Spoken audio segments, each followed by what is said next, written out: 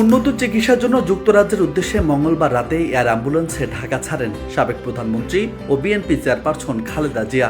রাত 11:46 হযরত শাহজালাল আন্তর্জাতিক বিমানবন্দর থেকে উড্ডয়ন করে কাতার আমিরের পাঠানো এয়ার অ্যাম্বুলেন্সটি।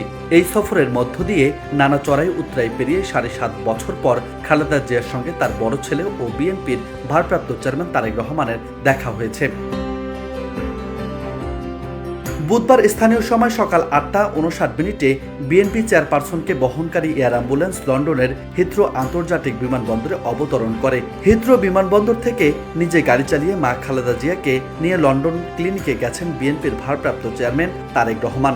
এর আগে বিমানবন্দরে মা খালেদা জিয়াকে জড়িয়ে ধরে স্বাগত জানান তারেক রহমান। মুহূর্তেই সেখানে আবেগঘন মধুর পরিবেশের সৃষ্টি হয়। বিএনপি চেয়ারপারসনের মিডিয়া উইং এর কর্মকর্তা শামসুদ্দিন দিদার এ তথ্য নিশ্চিত করে বলেন, লন্ডনে পৌঁছানোর পর হিথ্রো বিমানবন্দর থেকে বিএনপি চেয়ারপারসন খালেদা জিয়াকে হাসপাতালে নেওয়া হয়েছে। উন্নত চিকিৎসার জন্য লন্ডন ক্লিনিকে ভর্তি করা হবে তাকে। বিএনপি চেয়ারপারসন সর্বশেষ 2017 সালে জুলাইয়ে লন্ডন সফরে গিয়েছিলেন।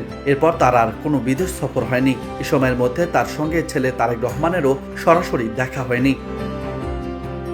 নিউজ ডেস্ক, বার্তা 24।